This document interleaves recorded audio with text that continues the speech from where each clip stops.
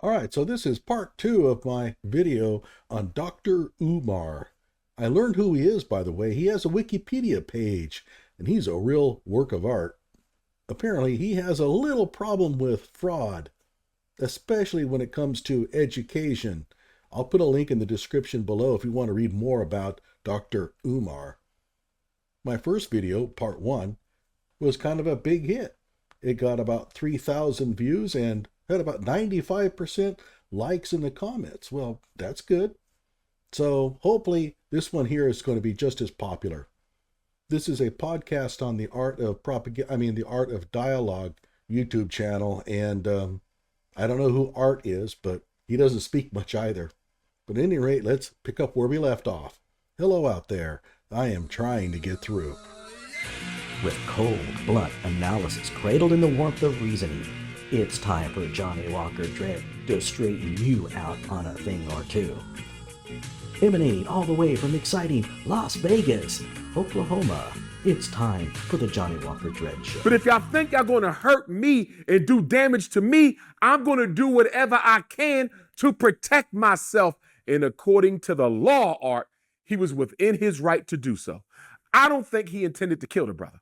I think he just intended to jab him so he would back off. But when you are afraid, when you are scared, when you are timid, when you are fighting for your life, Art, you will do anything.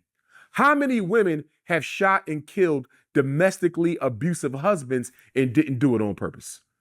How many women have shot and killed domestically abusive husbands, but they didn't do it on purpose? They did it out of fear that I need to act before he acts, and if I miss, I might die. The trouble with that theory is that he put his hands in the bag and then said, "Touch me and see what happens." That doesn't sound like fear to me. I don't recall too many domestic violence victims saying things like that. He could have been beat to death that day, Art. Karmelo Anthony could have been beat to death that day, and instead he chose to stand his ground. So what's the problem then, Art? Why are white folks all up in arms over this? Hey, dude, I don't know if you know this or not, but there is a 17-year-old kid that is dead. Do you not understand? This isn't a minor deal. This isn't some dude got his car scratched up. He's dead. So of course people are upset. He was 17 years old. The other kid stabbed him in the heart, right in front of his brother. He bled out. And you're saying, well, I don't see the problem. Why are people upset about it? Are you kidding me? And this just goes to show you, because Austin is white, his life means nothing to this person. And then he gives us this fake rest in peace crap. Y'all wasn't up in arms when Breonna Taylor got murdered. Y'all wasn't up in arms when Trayvon got murdered. Y'all wasn't up in arms with Freddie Gray or Philando Castile or Tamir Rice or Sandra Bland. Y'all wasn't up in arms with Amir Locke, Sonia Massey. All these black people murdered by police and so-called vigilante white people. Y'all didn't say nothing about them. Yeah, you didn't say anything when Dylan Noble was shot to death in Fresno. What about Christopher Roop in Georgia? Kid is holding a Wii controller, opens the door, cop shoots him dead. Did you care? Did you protest? No. What about Dennis Tuttle and Regina Nicholas in Houston? Black police officer fills out a fake arrest warrant. They invade their home, shot them both dead, killed their dog. Did you care? No, you didn't say anything. You don't even know who these people are. There's plenty of white people that have been killed by the cops and by black people, and you didn't protest any of them. So don't give us this crap. Kyle Rittenhouse crossed state lines, Art. Kyle Rittenhouse crossed state lines, bought a rifle, crossed state lines, unalived 2 people, injured many others, and he went home free. Yeah, okay, let's go ahead and correct this little worthless dumbass. All right, Kyle Rittenhouse was already in Wisconsin when the riots broke out. He did not cross state lines to go to the protest.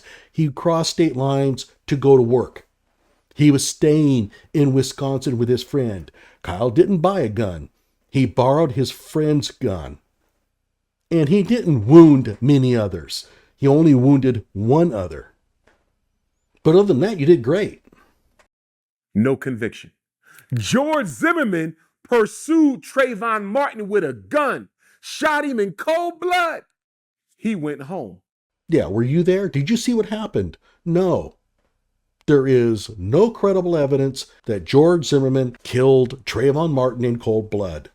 Zimmerman claimed that Trayvon Martin jumped him and was beaten on him when he shot him. That was his claim. He stood trial. He took the stand. All 9 members of the jury said, not guilty. There was no evidence to suggest that George Zimmerman murdered Trayvon Martin. No conviction.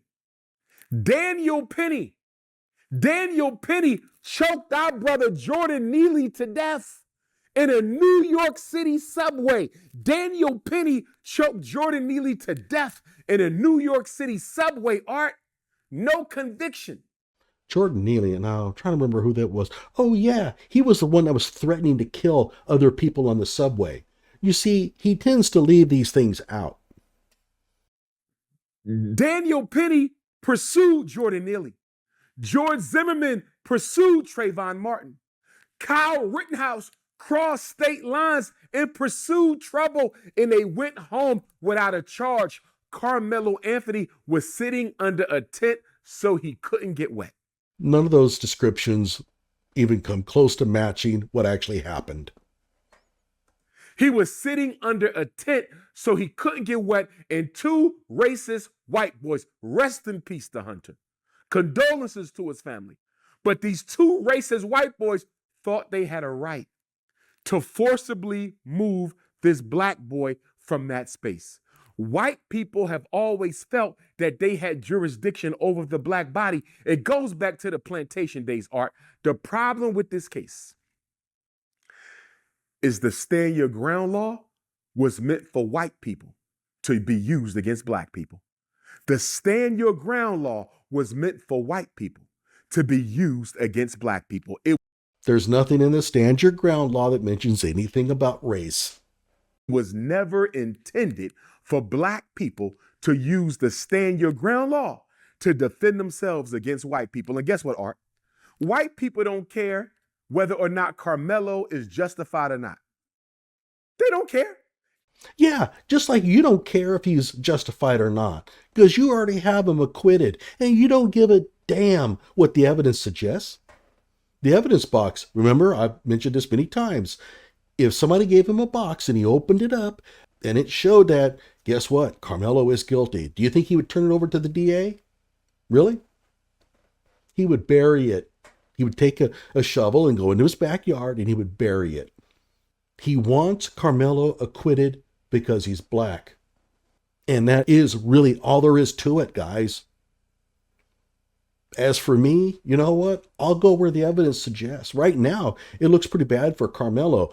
If evidence comes out, though, a video that shows that, oh man, it looks like Austin and Hunter were beating on this guy pretty bad, I can understand why he would do something to protect his life.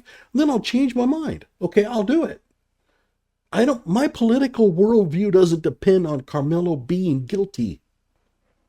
I can still be conservative and think that Karmelo is innocent. But he can't. To him, Karmelo has to be innocent because he's black. He's emotionally attached to that outcome.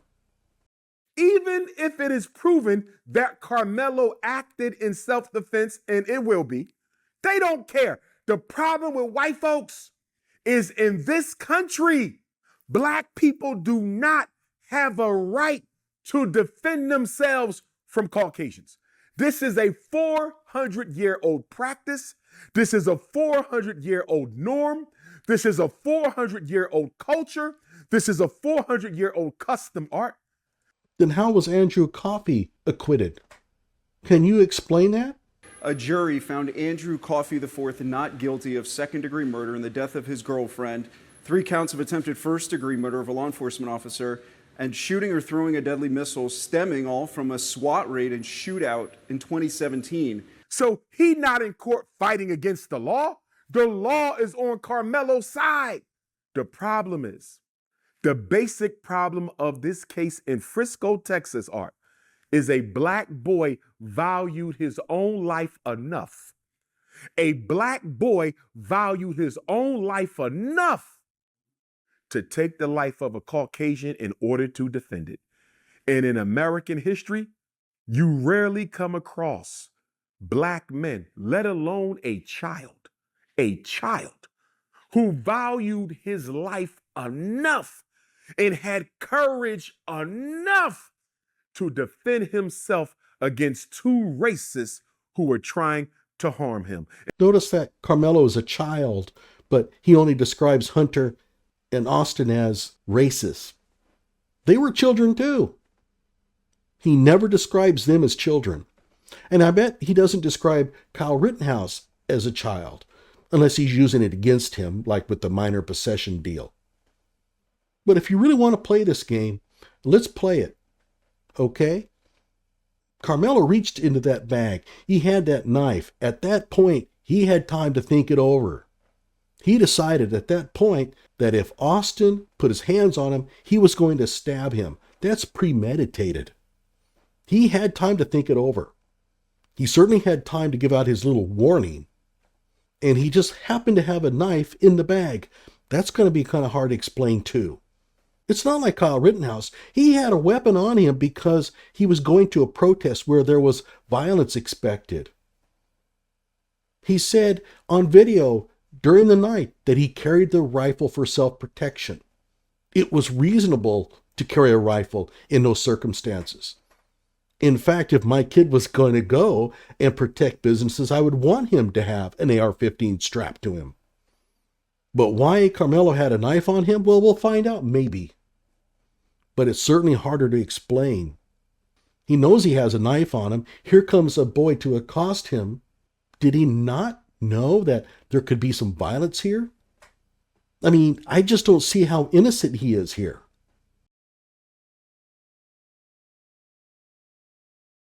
And then he tells the police, he tried to touch me. He put his hands on me. That's all? That's all that Austin did? And you stabbed him for that?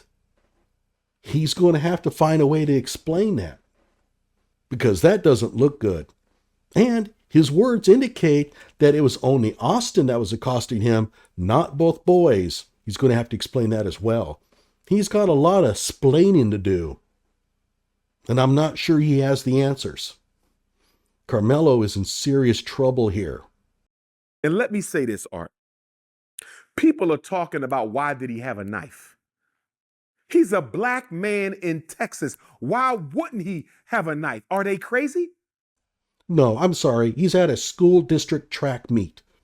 It is not so inherently dangerous that he has to carry a knife on him. That is ludicrous. If you black in America, Art, you better be carrying something. This idea that every black person carries weapons on him because it's so dangerous, it's ridiculous. And where does most of the danger come from? It's not from white people. Look up the statistics. It's not the white people killing black people. And yet you're trying to make it out like you guys have a hard time functioning because all these white people are walking around wanting to kill you. If you're going to teach your kids about the dangers of street life, you'd better teach them about the kids that live in their own neighborhood, not the white people. And check it out, Art. In Texas, guess what? It is perfectly legal to carry a knife in Texas as long as the blade doesn't exceed 5.5 inches. So if Karmelo Anthony had a knife on him, that doesn't make him a criminal. After all, isn't this Texas? It doesn't make him a criminal. We're not saying that he should be charged for carrying the knife. It does point to a motive, though. It's not going to be that easy to explain away, dude. Isn't this the state that prides itself on allowing its citizens to openly carry guns without no license to carry? At 17? No, that's not true. So if this is a state that prides itself on allowing its citizens, Art, to openly carry guns, firearms.